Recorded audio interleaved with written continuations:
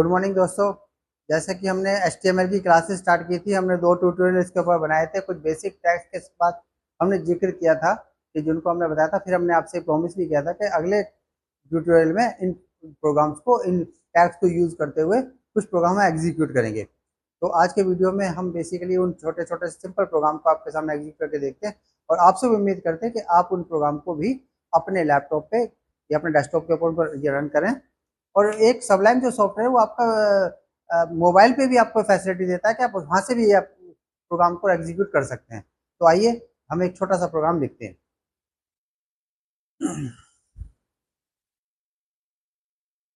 बेटा, जैसे मैं आप लोगों को बच्चों मैंने बताया था कि पहले आपने एक फाइल खोलनी है। फाइल आपकी नोटपैड के लिए, अगर कोई आपके पास एडिटर अवेलेबल नहीं है तो आप यहाँ पे नोटपैड को लिख दीजिए। नोटपैड का आप सर्च करेंगे तो नोटपैड, क्योंकि एक प्योरली टेक्स्ट फाइल आपके पास जनरेट करता है, वो फाइल आपके लिए कहीं भी एग्जीक्यूटेबल हो सकती है।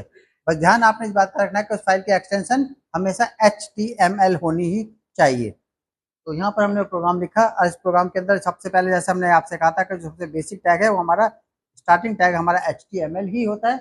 हम HTML टैग की बात करेंगे। हमने उसके बाद कहा था कि आपसे एक हेडर टैग यूज करेंगे। हेडर टैग हमारा बेसिकली बताता है कि हमारी फाइल का जो जो हमारा वेब पेज बन रहा है उसका क्या टाइटल होना चाहिए। तो यहाँ पर उसके लिए एक हमने टाइटल नाम का भी टैग यूज किया और इसमें हमने लिख दिया my first web page program. अब आप देखेंगे कि यही आपका टाइटल आपके पास वेब पेज के ऊपर नजर आएगा। और क्योंकि मैंने आपको पहले बताया था कि ये जो प्रोग्राम आपका एक पेयर टैग था, टाइटल टैग, तो हमने इसको यहाँ से बंद भी करना पड़ेगा। हेडर टैग हमने स्टार्ट किया था। हेडर टैग का बेसिकली सिर्फ इतना ही काम होता है कि हम उसमें टाइटल डिफाइन करें। कुछ चीज़ें डिफाइन करने की और भी होती है जिसको हम बाद में जिक्र करेंगे। हम उसको भी ज़्यादा कॉम्प्लिकेट नहीं कर रहे वीडियो को, हम सिर्फ यहाँ पर टाइटल की बात कर रहे हैं। अब हमारी जो एक्चुअल बॉडी वेब पेज की होती है, जिसको कि हम लोगों ने डिजाइन करना होता है, वो हम बॉडी टैग के अंदर स्टार्ट करते हैं। और बॉडी टैग के अंदर लिखने के बाद जो भी हमारे वेब कंटेंट होते हैं हम उसको यहाँ पे सबसे पहले जो हमने H1 से लेके H6 टैग तक यूज किए थे हम उसको यहाँ पे जिक्र करते हैं। हमने H1 टैग लिखा और H1 टैग के अंदर में हमने यहाँ पे किसी का नाम लिखा। बेटे अपना नाम बताइए। सुबोध कुमार। हमने एक बच्चे का नाम यहाँ पे लिखा, इसको हमने H1 टैग के साथ दिया था। तो हम इसमें बेसिकली मैंने आपको पहले बताया था कि H1 टैग से हमारी जो विड्थ है वो हाईएस्ट विड्थ कैरी करता है H1 टैग किसी भी हेडिंग की। अगर हम यहाँ पे किसी दूसरे बच्चे का नाम भी लिखना चाहते हैं तो H2 टैग को हम यूज करते हैं। कंपेरेटिवली उससे थोड़ी छोटी आएगी, लेकिन ये भी एक हेडिंग के लिए यूज होता है, जैसे हेडिंग, सब हेडिंग एंड लाइक दैट। अब तो 6 हमारे पास टाइटल सब हेडिंग्स हम यहाँ पर अकोमोडेट कर सकते हैं। और सुबोध में हमने एस छोटा कर दिया, इसको हम जरा ठीक करने की कोशिश करते हैं। तो हमने आप इसको सुबोध को बड़ा किया। कैप्स कौन था, सॉरी, दूसरे से हमारे बच्चे हैं अंश कुमार धीमान। तो इनका भी बच्चे का हम यहाँ पे नाम जिक्र कर लेते हैं। और क्योंकि ये भी हमारा एक पेयर टैग है तो हम इस टैग को भी H2 टैग से बंद करके, जो भी हमें टैग चलाए थे उस टैग को बंद भी करना हमको है। लेकिन यहाँ पे हमने देखा जो बॉडी टैग हमने स्टार्ट किया था वो हमारा सबसे अल्टीमेट लास्ट में बंद होगा, जबकि हमारा पूरा वेब कंटेंट हम पूरा यहाँ पर डिस्क्राइब कर देंगे।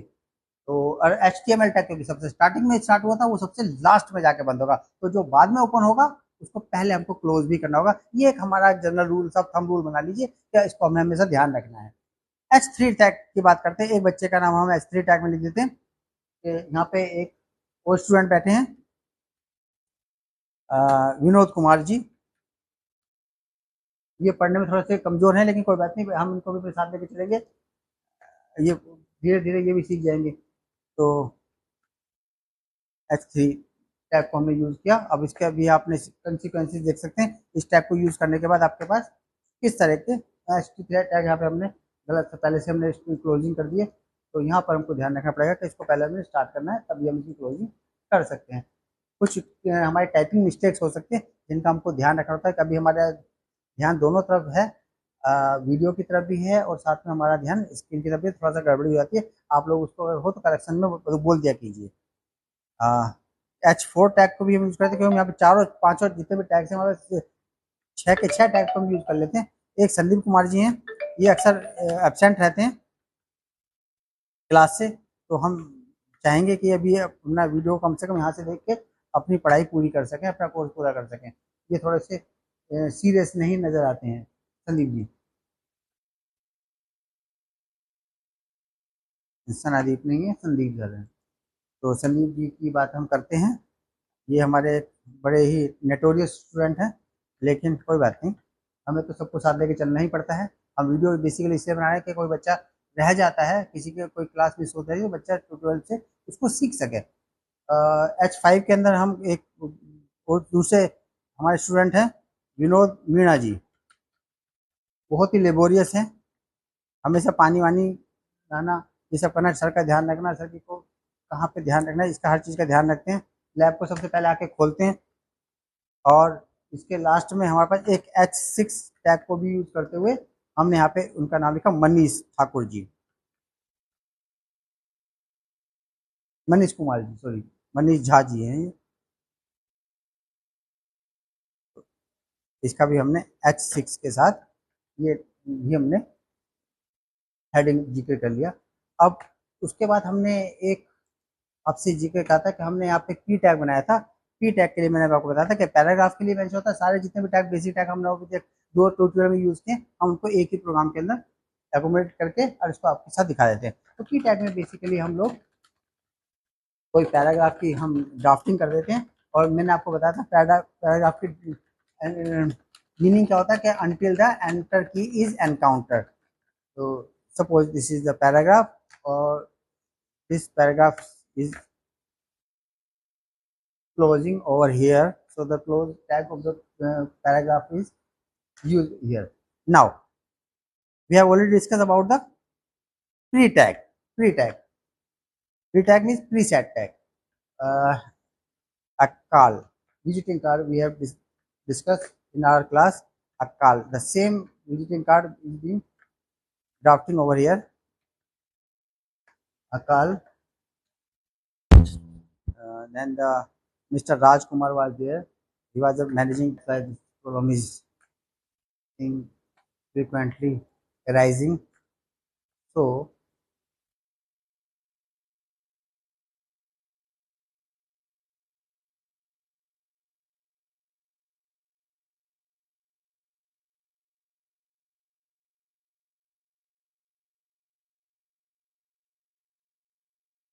Mr. Raj.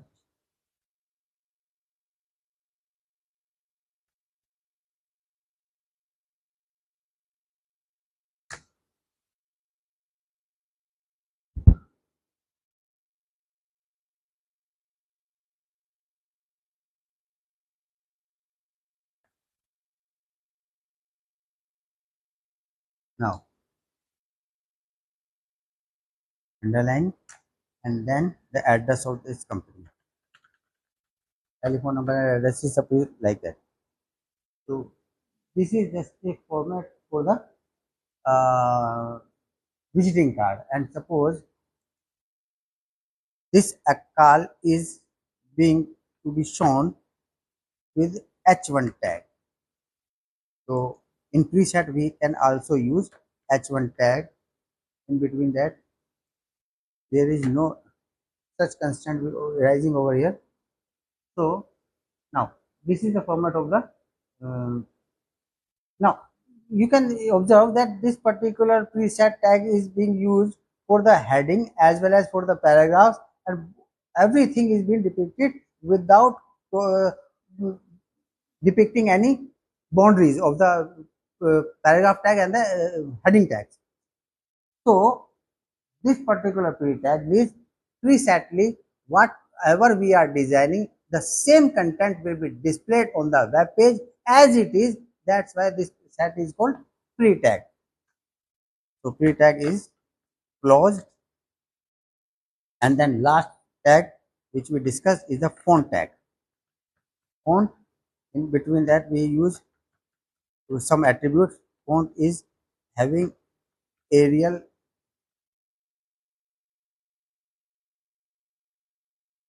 face value, the size 13, and then the color. red.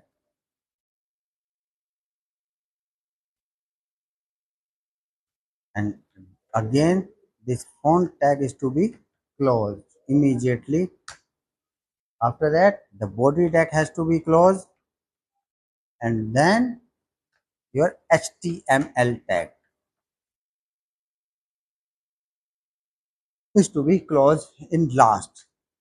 So all the basic tags we have discussed in our tutorials are being used in this program, and now this program is to be saved. Program is prg1 program1 dot html. HTML mentioning as an extension is mandatory, otherwise this program will not be executable for the browser. So location is suppose desktop, and we have saved this particular file. Now let's open prg1, this one program. Now automatically this text file is becoming the internal explorable file. So while executing this file, you can observe that the execution, now this the web page execution, after execution of this, you can say Subodh Kumar, which was restricted by the H1 tag, then Anish Kumar Dhiman, some smaller tag, then other smaller tag comparing to the Anish Kumar we use for the H3 tag, then H4, H5 and H6. This was the pre-tag, sorry, paragraph tag, p-tag. P-tag was used as a paragraph tag until the encounter is enter key is encountered. Now this is the content of the web, visiting card. Visiting card content is displayed by the preset, and then whatever you have discussed in the font tag is used by this tag. I think we have not mentioned any content over there. Let's check it and then modify it. In the font tag we have not given any text, so we can make any changes. For the making changes, right click on this file. Mouse is not working, I think, properly. So okay, in next video we will modify this program, and then again a new application we will carry. Thank you. हमारे channel को आप follow करते रहिए, देखते रहिए, इसमें आपको और नॉलेजेबल आपको कंटेंट मिलते रहेंगे।